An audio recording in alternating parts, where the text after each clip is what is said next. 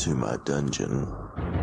Welcome to Cauldron's Crypt. I'm your host, Master Cauldron. If you're new to the show, I use my 24 years of BDSM experience and 20 years working in the psychology field to dispel myths, get rid of stereotypes, and answer your questions about BDSM.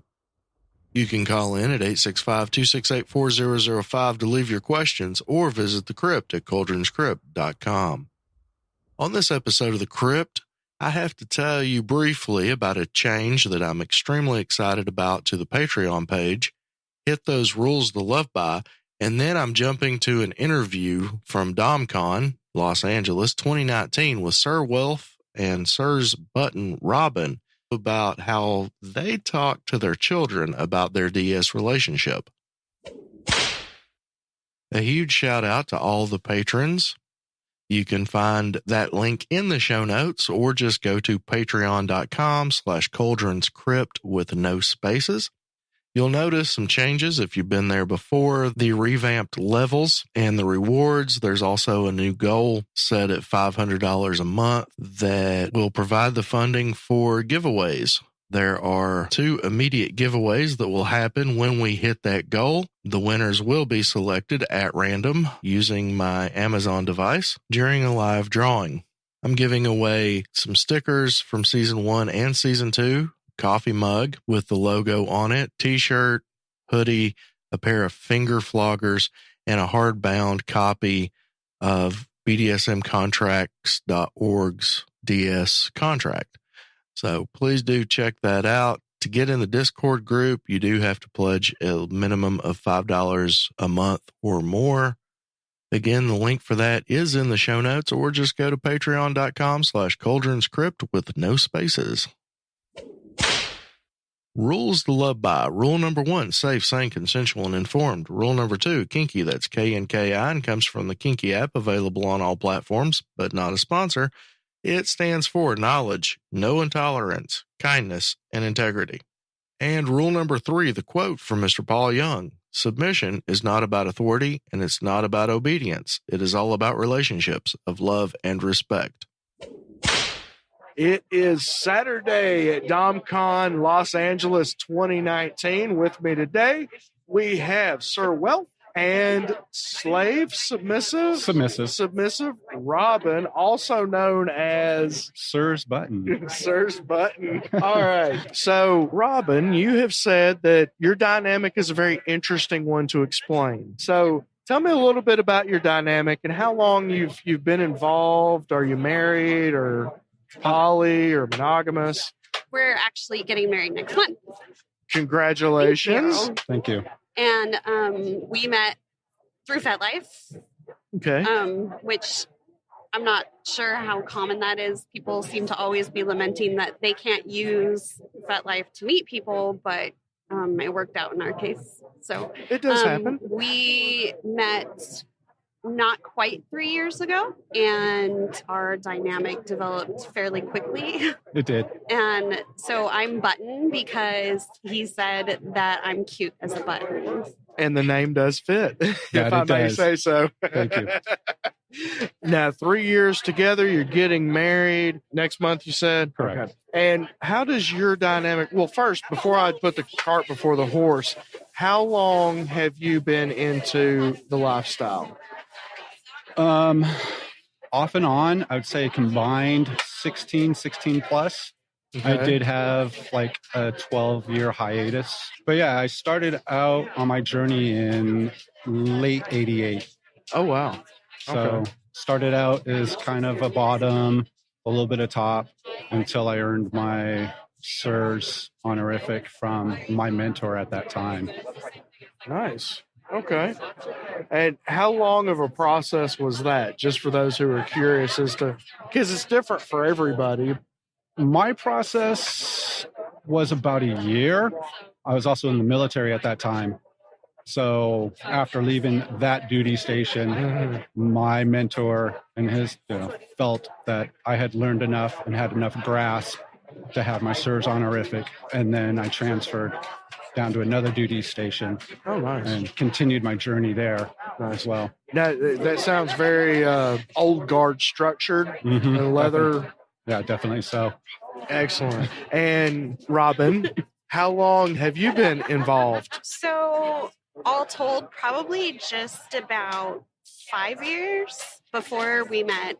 People I was involved with, it was a little bit more like BDSM light, I would call it. Not a lot of formality or structure. And then I've learned a lot in my current relationship, a lot more depth of what DS relationship involves for us, and it's a lot more involved. So the first year and a half, I don't know if you want to count it so much, but well, it's the building blocks. Yeah, it was a lot more exploring and reading and that kind of thing, and then just became a lot more real and practical after we met. You have to start somewhere, and that seems to be a very common place for people to start. They enjoy the kink, and then they learn the structure. It sounds like you got an amazing dose of structure starting out.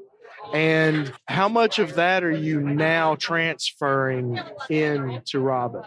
I would say not as much as I had, because I am more of like a lax dom. I don't have a lot of tasks, expectations. I don't demand a lot out of her. She does have her daily tasks, which are a few, or weekly tasks. What? You mean you don't follow the one true way that BDSM should and DS is supposed to go? Oh, no, definitely not. We believe in the philosophy is your dynamic is what you make and want it to be. Amen. So I don't really incorporate any of my leather upbringing of the community into our dynamic. Now, are you still associated with the leather lifestyle? Do you consider yourself a leatherman? No, I do not. No? Okay. No. I was once told that being leather is about respect, honor, trust, and commitment. Each one teach one. Right. And anybody that follows that, it doesn't matter what they consider themselves, they are leather. Right. Well, Under that, yeah, I would say that fits him yeah, very well. yeah, that would be one part of our dynamic I have brought in. And that's also being prior military, which, as I'm sure a lot of listeners know, that's where the leather community came out of. Yes. Was a military community. Around 42, the post-World War II era. Yep. So one of the things that fascinates me, and I believe everybody has a story that can help somebody else, and I get a lot of questions about children of kinksters, and when is it appropriate to tell them, when is it not? We had Dr. Stephen Ng, who is a psychotherapist and sex specialist, on the show back at the end of 2018, and he talked about it as the time to tell them is probably when they come and ask. Now, absolutely, you have a That's child. exactly what I was gonna say. You have children. You have 2 children. I do, yes. Okay. Is there a little one in the mix between the two? No plans. We're done. We're done with that. Oh, yeah. Okay. Do you have any children, sir? I do. I have 3 that are all adults now. Okay. And do they know that you're? They do. Okay. Yeah. Are they associated with the lifestyle at all themselves? No, their mentality is, hey, you do you, Dad. That's awesome. So, Yeah, that's a good sign that you've raised great children. thank you. I'd like to think so. Yeah. When did you? Told my oldest child 4 or 5 years ago. What age was? She would have been 23, 24. Okay, so well into the adult years. Well into adult. Okay. And my middle one about the same time. My youngest one, he just found out last year. And he's how old? He's 21. Okay. So yeah, they're all well of in them adulthood well when into they found adult. out. Yeah. And I find that's what most people want. They want to wait. But then when they get that question from, say, a 12-year-old, now your children are 12 and 9, is that correct? Yes. So tell us what happened. So my 12-year-old is very perceptive. She's an astute little one, and she picks up on a lot of our relationship dynamics, the DS parts. Mm-hmm. So I remember distinctly, we were in the kitchen one time, and It was at dinner, in fact. I think so. Yeah. And he had he had told me to do something, get him something to drink or something like that. And she just piped up with her little, "You're not the boss of her." And we both started cracking up. We just started laughing because it was kind of like, well, yeah, he sort of is the boss of me. And so later that evening, we kind of sat down with her and said, yeah, he sort of is the boss of me, and explained not the play aspects of the relationship, but more talked about the dominant submissive, like what that involves and how we chosen to structure our relationship. There had been a lot of times previous to that, actually, where she had said things like that. It wasn't the first time. And she kind of was getting to the point where she was asking me, why do you let him boss you around?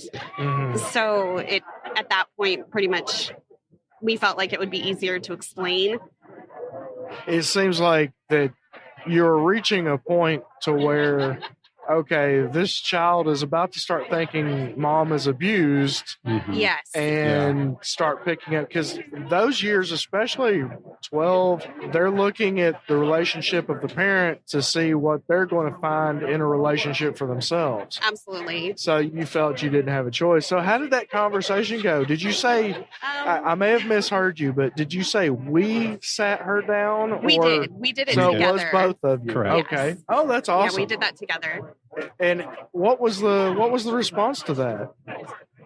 You would remember better than I do. Oh, so it was something along the lines of, "Oh no, I'll never do that." That might be putting it mildly. I can't remember her exact words, but it was a pretty strong negative response on her part. That why would anybody ever? Why would you want to do that, Mom? I would never let somebody boss me around or tell me what to do. And I think that, as you said, one of the reasons that it was really important for us to have that conversation now is because I wanted to make it clear to her that it's a lifestyle choice, not necessarily an example that we're setting for her. Like, I want her to know that, and I explicitly have told her, you need to make your relationships what you want them to be. And that just because we do things a certain way doesn't mean that you should do things a certain way. Or just because her dad and his girlfriend do something a certain way, that doesn't mean that that's necessarily how it has to be. Now, most kids tell the other parent, especially when their parents are no longer together. Has there been any backlash off of that? No, Well, we can backtrack a little bit. When her and I met, she was still married to her ex and a poly relationship. So he was already aware of what our relationship would potentially be. The power exchange. Okay. Because that wasn't a part of my marriage. And also when we explained to her 12-year-old, we explained the nuances of it, that whatever I had or have directed Robin to do, it would never be anything that would be detrimental to her in any form or fashion, affect her career, her life, her family. We explained his responsibilities, Right. that it's not just him like on a power trip bossing me around. We explained that he has some really specific responsibilities towards me as well, and made it clear that it's a two-way, that we're both benefiting and we're both putting in a lot of effort and work into it as well. Right. Yeah. It sounds like a very healthy conversation. It was. Even though her response is, oh, no. Has she come back yet with any questions and said, well, what about this or that? She has, to me, she has asked some questions about, especially about when she's met some of our friends who are also in DS relationships. And we've talked about how it's not always if it's a male, female identifying couple, that the power dynamic can go either way. Mm-hmm. And then her response was, oh, hell no, again. She said, I don't need to be bossing people around. She's like, I don't want to be responsible for that, which I understand because I wouldn't want to be the dominant either. That's a pure example of the frontal lobe that controls the emotional side is not fully developed until someone's 25. Right. Well, if you don't want this, you don't want that. What do you want? Like a 50-50 partnership? Those just don't exist. Right? I What do say you that think in this jest. is, 2019? Yeah, right? Oh, no. Now, you'd said something about, there was a question about you guys coming here. Oh, right. Yeah. So she's usually with us on Saturdays, and we had traded custody time so that we would be able to come to DomCon, and she wanted to know where were we going, and so I told her we were going to a convention. And I'm always trying to give the information out in small bits to see how much she really wants to know. And then I kind of follow her lead and let her ask questions. So, and then she said, what's convention? So I said, well, it's where people who have a shared interest get together and explore their interest. What's your shared interest? Okay. Okay. So then I told her, how we have that certain way that we have our relationship structured? That's the common interest. Would you like to know more? And she was like, no, that's good. No, I'm good. Yeah. I'm good with Now, that. is there any sadomasochism involved in your, or is it strictly DS, or do you have a No. top-bottom dynamic as well? Oh, yeah. Well, we do. We pretty much engage in play when they're not home, or we'll leave and go to a play party. If we do, which is rare, if we do engage any kind of play, we try to keep it quiet play as much as possible. No impact, none of that. So we kind of engage in quiet play. Or it's playful. Right. Like we're in Tickle the kitchen. torture? And, if only I was ticklish, he would love that. But no, if I'm sassy, he'll smack my butt or in the kitchen or something like that. But it's not. Yeah, it's not overtly out there. Yeah. So I know that question is probably going to come at some point. I'd like to hold off a few more years before I have to answer that Yeah. one. So when you go to play parties or here at the convention, we're all going to Sanctuary tonight. oh yes. What kind of play, and do you also play with others?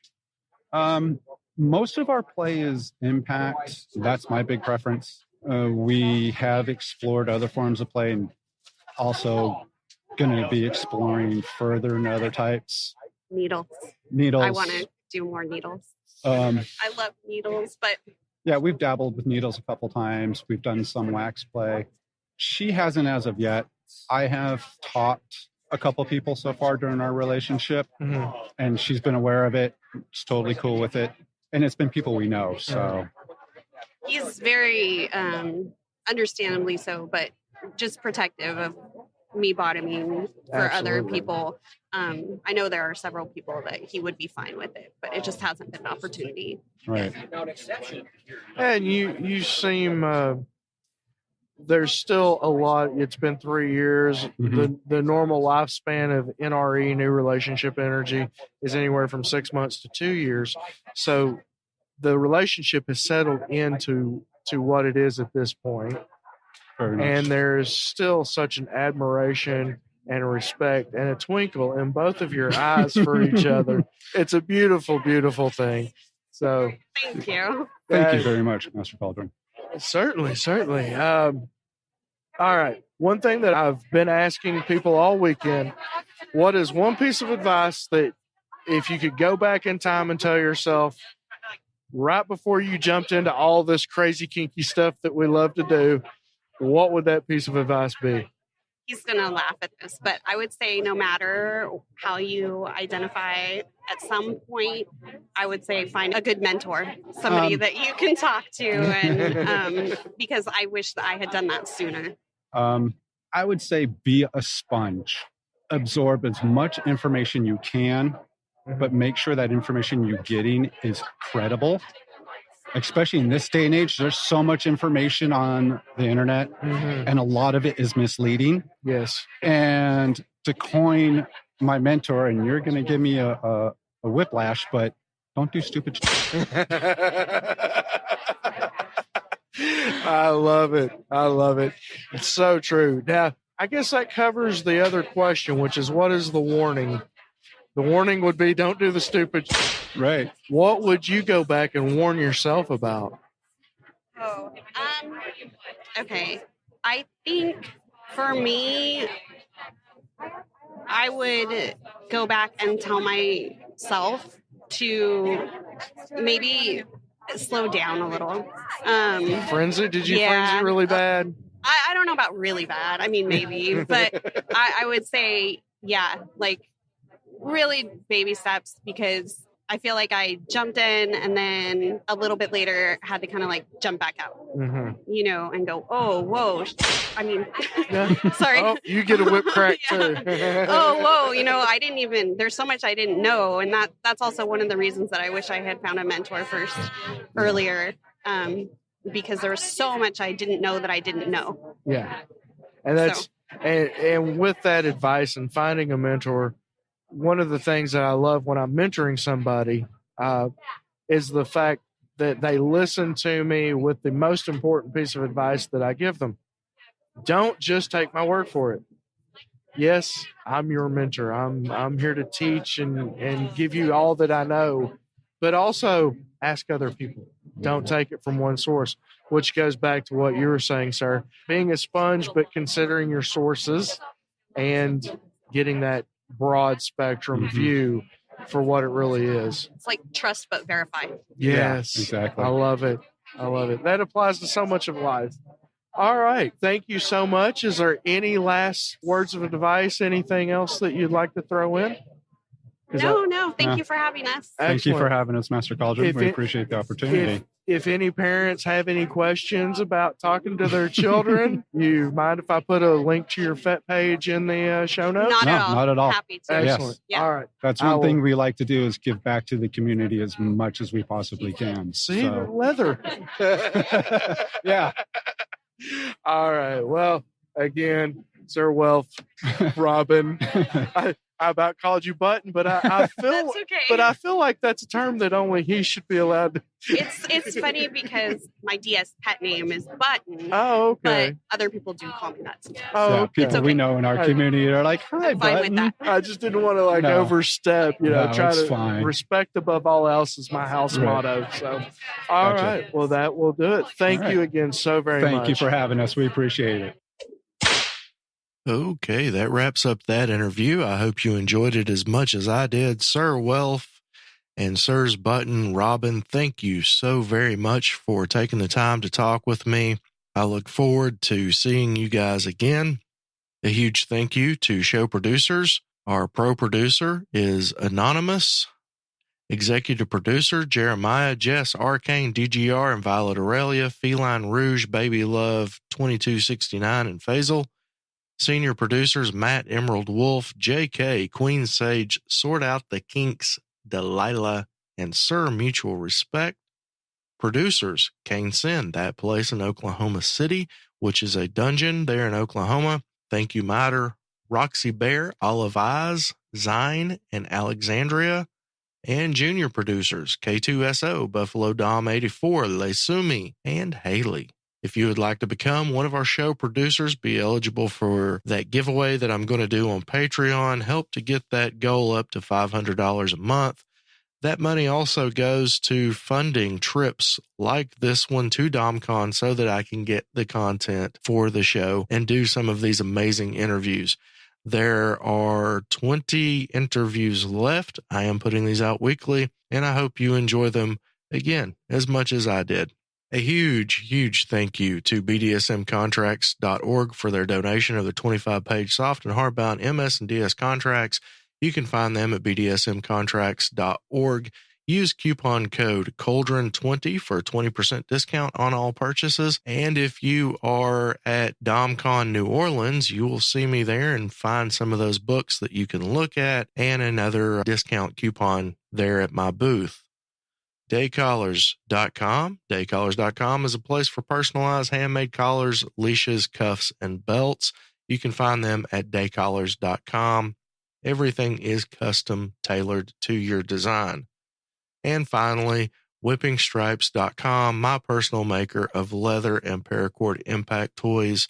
thank you so much for everything that you do. I mentioned last episode how much you've helped me over the years and always been there to support. And that stays so true to who you are. So thank you for being you. Next time on The Crypt, I'm talking with Master Reverend Gear from the KNKI AF podcast. If you have not checked that out, you really need to do so. He is part of House Ravenblood, which Master Gabriel has been on the show before. And I got a chance to sit down with Master Reverend Gear and his girl V. And it was absolutely phenomenal getting to sit face to face with another podcaster and just another amazing human being that I have so much respect for, that is spreading the good word of what we do. So definitely check that one out next Monday. And that will do it. All of my contact information is in the show notes. This has been Master Cauldron, Sir Welph, and Sir's button, Robin, for cauldronscript.com. Unearth the truth.